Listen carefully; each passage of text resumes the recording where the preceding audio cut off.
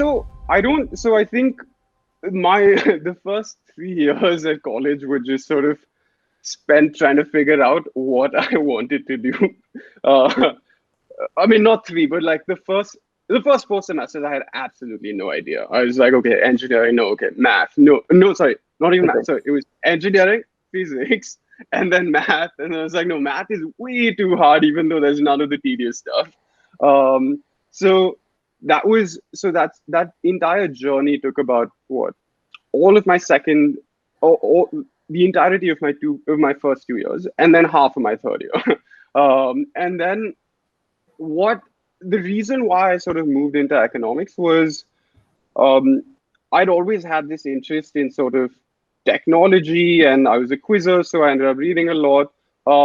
And there was no quizzing in Claremont. There is very strong quizzing culture in Delhi. It's also there at Ashoka, which I really enjoyed over the last 2 years. But there is no quizzing culture in Claremont or in the US per se. There is a little bit in the Bay Area, but that's all Indians who've come from your IITs and are now there. So it's all of that. So there was no quizzing culture, but I tried to find an outlet for a similar setting. What I found in Claremont was the Mud Investment Fund, which is a student-run investment fund. You meet, you discuss stocks, you say, oh, this stock has potential, this stock doesn't, this is undervalued, overvalued. And that sort of got me down this path, something that was complete coincidence, but it got me down this path where I was meeting people, thinking about, say, very tangentially thinking about topics in finance, and trying to think about what companies are worth, or like they were vaguely approaching financial econ. So that was in the back of my mind. I ended up taking a couple of econ electives. And because I was affiliated with the Mud Investment Fund, I had the opportunity to pitch in a somewhat competitive setting. Um, and it just so happened that that pitch was sort of well received. So when you get positive feedback, you're sort of more likely to go down a certain path. So I was getting positive feedback in terms of pitches. So I was like, this corporate finance stuff seems interesting. This valuation stuff seems interesting. And I was doing far better on my econ classes than I was at my mud classes. So I was sort of over those first, 5 semesters, I was gently being nudged in that direction somehow. So just, I mean, I was blundering on one front, and then I was getting some positive feedback on the other. So I happened to sort of stumble into the econ major, and it was, and that's something that I think would have been really hard outside of Claremont, because Claremont, while it seems like it's competitive to get in, once you're there, I think everyone has enough trust in everyone else to be of a certain caliber that most opportunities are open. If you say you want to try something, people are very accommodating and welcoming and helping and willing to help you do certain things or engage in certain extracurricular activities. So once I decided that, I was like, okay, I mean, none of this is anyways working. This seems interesting. I want to make the switch. It was fairly straightforward. Like I could approach the chair of the econ department at CMC, get into conversations with him. He was like, yeah, I'll sign off on everything. Um, at Mud, it was fairly straightforward to go from like a Mud major to a Mud minor. And even at Pomona, so I was taking a class at Pomona, and there's a really nice Pakistani professor who's been teaching at Pomona for a really long time. So there was anyways a little bit of a South Asian rapport that was there, because he and his family would host certain events. So I was also able to get in touch with him, and he was able to connect me with people at Pomona to better understand what the options are.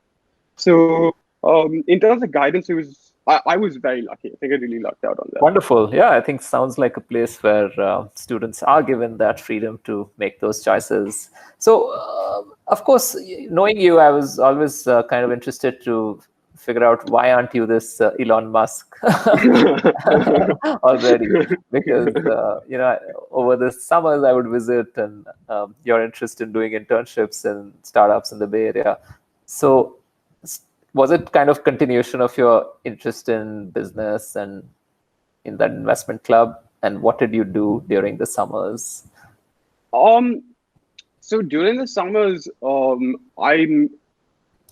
there are a couple of alumni from my school who ended up working on a startup called Eager Panda. Um, it was fairly early stage, and because it was early stage, they had a vague notion of what they wanted. It was a consumer-facing product. They wanted to build something that very pretentiously, the goal was to organize all of the world's knowledge, but Google already does that. So how do you carve out a niche for yourself? And they had a fuzzy notion of what they wanted to do, and they were heading down that path. And I think the reason I ended up interning over there was I just built up a personal rapport with these people. So that sort of helped me get a foot in the door. It was really small. It was 4 people.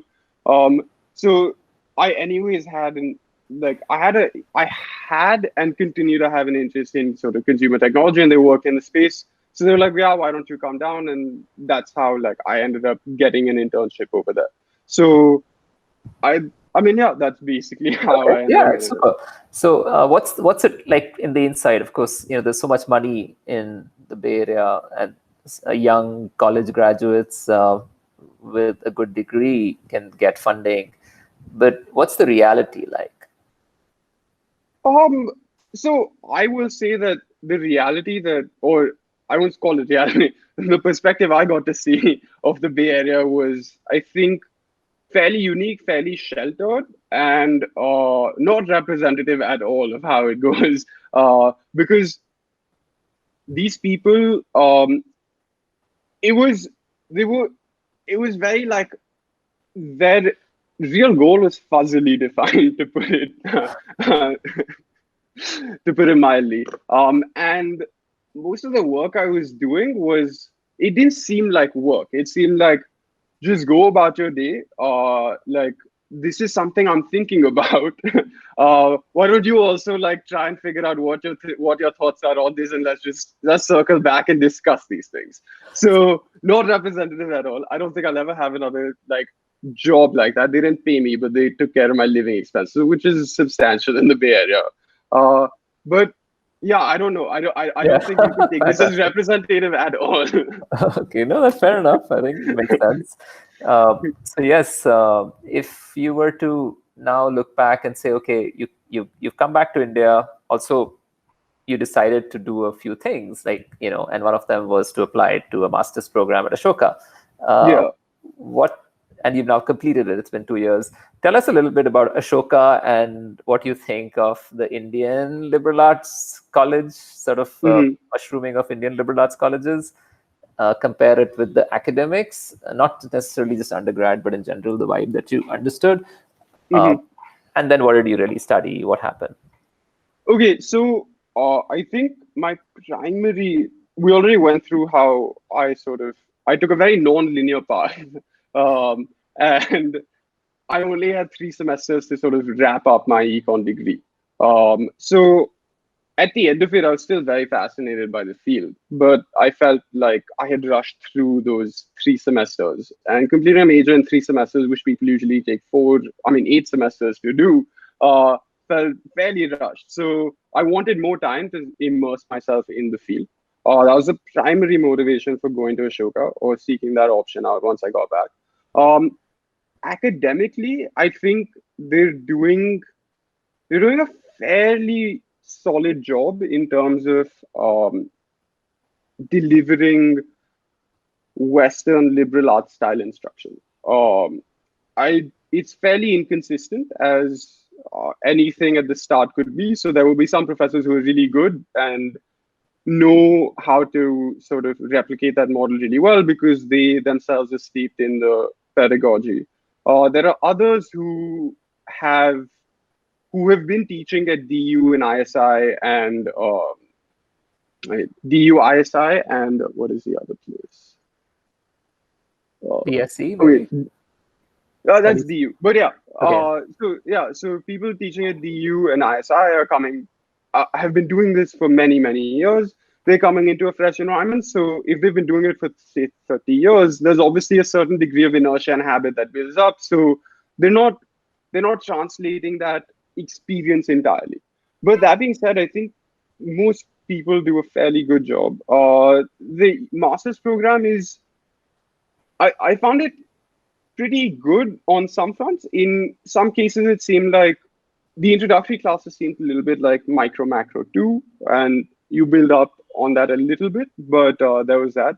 I think they could do a little more in terms of pushing people to do data work, and like go down into the trenches the way engineers go down into the trenches, the way physicists go down into the trenches in lab. They don't do enough of that with, say, econometrics or like numerical courses. I think they could do a little more of that, and I see hints of that in the US more than over here. But on the whole, I think they do a fairly decent job. It maybe because I was taking 4 classes at Ashoka instead of 6 at Mud, I found it easier.